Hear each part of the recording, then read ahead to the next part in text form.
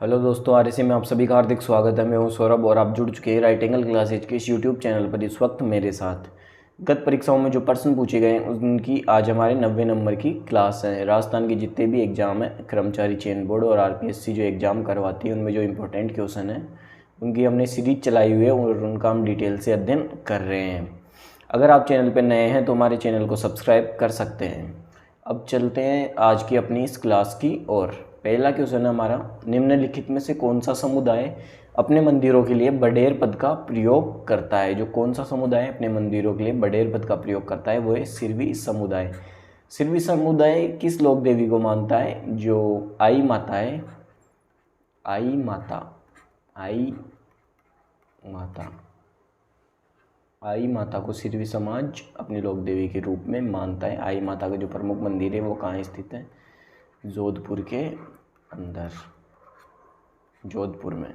तो निम्नलिखित में से कौन सा समुदाय अपने मंदिरों के लिए बडेर का प्रयोग करता है? सिरवी समाज आई माता की आराधना करता है, सिरवी समाज।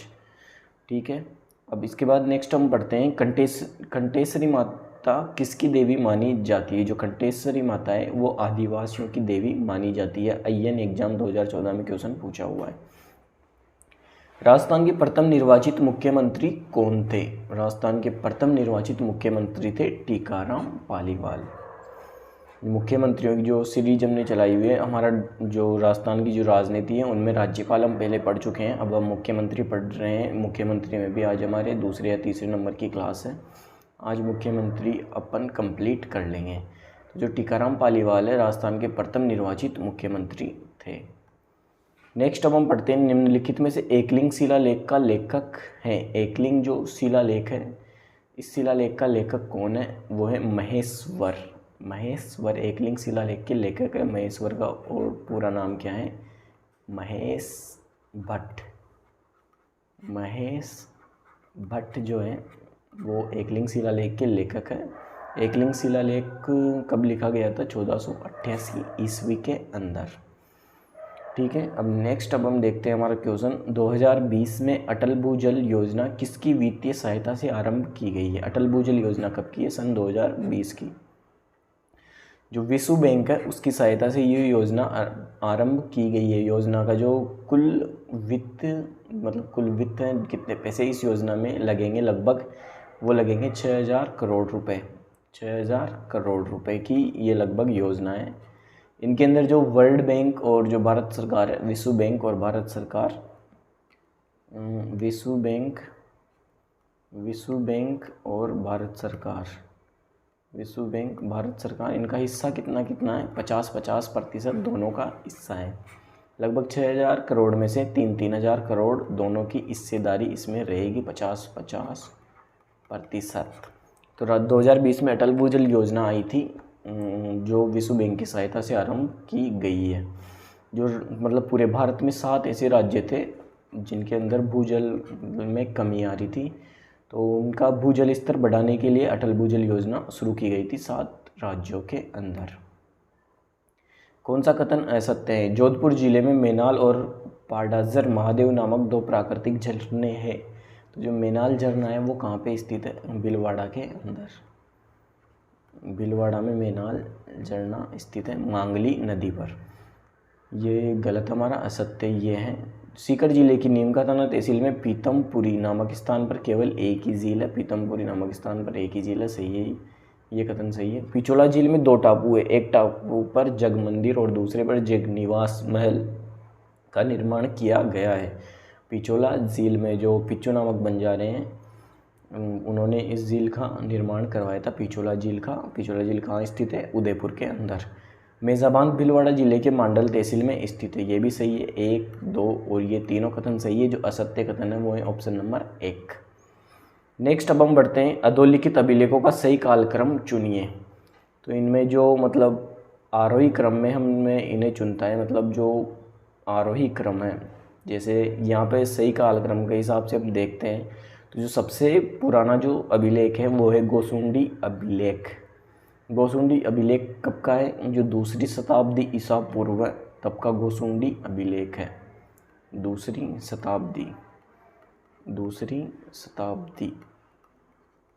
शताब्दी ईसा पूर्व का जो अभिलेख है वो गोसुंडी अभिलेख है। गोसुंडी अभिलेख के बाद बुचकला अभिलेख, ये कब का है? 815 ईस्वी का। 815 ईस्वी का बुचकला अभिलेख है। कहाँ पे मिला? जोधपुर के अंदर। इसके बाद जो अभिलेख है वो बिजोलिया अभिलेख भीलवाड़ा में मिला था। ये कब का है? 1170 ईस्वी का। इसके बाद जो मिला था नेमिनाथ अभिलेख, ये लगभग 1230 ईस्वी के आसपास का है। 1230 ईस्वी के आसपास का। तो सबसे पुराना कौन सा है इनमें? गोसुंडी अभिलेख 3 नंबर, ये सबसे पहले। इसके बाद जो 4 नंबर, 3, 4, 1, 2, ऑप्शन नंबर 2 इसका करेक्ट आंसर है। अब हम पढ़ते हैं बरली का शिलालेख। बरली का शिलालेख कहाँ है? अजमेर के अंदर, जो कि अशोक के काल के पूर्व का माना जाता है। कहाँ स्थित है? अजमेर में। बरली का शिलालेख अजमेर में स्थित है। तो ऑप्शन नंबर 1 इसका करेक्ट आंसर है। अब हम पढ़ते हैं मुख्यमंत्री जिन्हें कवयित्री पर विवादास्पद टिप्पणी के कारण त्यागपत्र देना पड़ा। तो ऐसे कौन से मुख्यमंत्री ने जिन्होंने एक कवयित्री पर विवादास्पद टिप्पणी की थी जिनके कारण उन्हें त्यागपत्र देना पड़ा अपने पद से? वो थे जगन्नाथ पहाड़िया। मोहनलाल सुखाड़िया जो है वो 4 बार मुख्यमंत्री पद की शपथ ले चुके हैं। ये डिटेल आपको इनके बारे में याद रखनी है। किस अभिलेख में गुज्जर प्रतिहारों को लक्ष्मण के वंशज कहा गया है? गुज्जर प्रतिहार है, उन्हें लक्ष्मण के वंशज किस अभिलेख में कहा गया है? ग्वालियर अभिलेख। ग्वालियर अभिलेख का जो लिखवाने का श्रेय जाता है वो मिहिर भोज को जाता है। मिहिर भोज को ग्वालियर अभिलेख को उत्कीर्ण करवाने का श्रेय जाता है। इसमें ही गुज्जर प्रतिहारों को लक्ष्मण के वंशज कहा गया है। राजस्थान में मुख्यमंत्री युवा संबल योजना 2019 के अंतर्गत बेरोजगारी भत्ता पाने की अधिकतम अवधि है। जो मुख्यमंत्री युवा संबल योजना है कब की है? सन 2019 की। इसके अंतर्गत जो बेरोजगारी भत्ता दिया जाता है उसकी अवधि क्या है? इसकी अवधि है 2 वर्ष या रोजगार मिलने तक। 2 वर्ष या रोजगार मिलने तक मुख्यमंत्री युवा संबल योजना के तहत बेरोजगारी भत्ता दिया जाता है। कितना रुपये दिया जाता है? तो जो महिलाएं हैं उनको पहले दिया जाता था 3500 रुपये। अब इसमें 1000 रुपये की बढ़ोतरी हुई है, अब वो आई है 4500 रुपये। और जो पुरुष हैं मतलब युवा हैं जो किसी कंपटीशन एग्ज़ाम की तैयारी कर रहे हैं उन्हें पहले 3000 रुपये दिए जाते थे, अब ये हो गए कुल 4000 रुपये। तो मुख्यमंत्री युवा संबल योजना 2019 की है। इनके तहत 2 वर्ष या रोजगार मिलने तक ये भत्ता दिया जाता है। निम्नलिखित में से गलत युग्म को चिन्हित कीजिए। शिला देवी मंदिर कहाँ है? आमेर में। राजा जो मानसिंह हैं उन्होंने जयपुर आमेर जो है वहाँ पर शिला देवी मंदिर की स्थापना की थी। 2.5 प्याले यहाँ पर शराब चढ़ती है। जो बंगाल है वहाँ से मानसिंह शिला देवी की मूर्ति लेकर आए थे।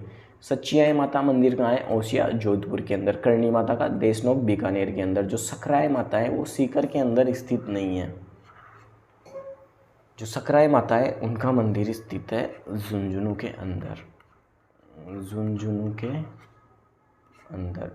के अंदर सकराय माता का मंदिर स्थित है। जो खंडेलवाल है झुंझुनू के, झुंझुनू के जो खंडेलवाल है, खंडेलवालों की लोक देवी के रूप में सकराय माता को जाना जाता है। खंडेलवालों की लोक देवी के रूप में सकराय माता को जाना जाता है। एक चीज़ आपको सकराय माता के बारे में बताएं कि सकराय माता को जो है वो शाकंभरी माता के नाम से भी जाना जाता है। शाकंभरी माता का एक मंदिर आपको पता है जो सांबर झील है, सांबर झील जयपुर, वहाँ पर भी शाकंभरी माता का मंदिर स्थित है जो बहुत फेमस है। कुंभलगढ़ प्रशस्ति के रचयिता हैं। जो कुंभलगढ़ प्रशस्ति है वो कहाँ से मिली है? राजसमंद से। इसके रचयिता कौन है? कवि महेश। कुंभलगढ़ प्रशस्ति कहाँ से मिली है? राजसमंद से। राजसमंद से इसके रचयिता है कवि महेश। अब हम नेक्स्ट हम पढ़ते हैं कौन सा कथन असत्य है। जोधपुर जिले में मेनाल, और ये क्वेश्चन अभी आया है थोड़ी देर पहले, तो इसका जो असत्य कथन है वो ऑप्शन नंबर 1 है। नेक्स्ट अब हम देखते हैं राजस्थान के प्रथम निर्वाचित मुख्यमंत्री कौन थे? टीकाराम पालीवाल। ये रिपीट हुआ है क्वेश्चन। राजस्थान के निम्नलिखित में से किस मुख्यमंत्री ने भारत के 11वें उपराष्ट्रपति के रूप में भी पदभार संभाला था? तो ऐसे कौन से राजस्थान के मुख्यमंत्री जो 11वें नंबर के भारत के उपराष्ट्रपति बने थे? तो वो है भैरों सिंह शेखावत। इनका कार्यकाल क्या रहा था उपराष्ट्रपति पद पर 2002 से 2007 तक ये भारत के उपराष्ट्रपति रहे थे। भैरों सिंह शेखावत राजस्थान के 3 बार मुख्यमंत्री रह चुके हैं या 3 बार मुख्यमंत्री पद की शपथ ले चुके हैं। 2 बार इनके कार्यकाल के अंदर मतलब कार्यकाल में भारत जो राजस्थान है उसमें जो राष्ट्रपति शासन है वो लगा था। एक बार लगा था सन 1980 के अंदर, दूसरी बार लगा था 1992 और 93 के अंदर। ठीक है, इसके बाद अब हम नेक्स्ट बात करें किस अभिलेख में गुर्जर प्रतिहारों को लक्ष्मण के वंशज कहा गया है। तो जो ग्वालियर अभिलेख है उसमें गुर्जर प्रतिहारों को लक्ष्मण के वंशज कहा गया है। राजस्थान में इंदिरा रसोई योजना के संबंध में निम्न कथनों पर विचार कर सही विकल्प चुनें।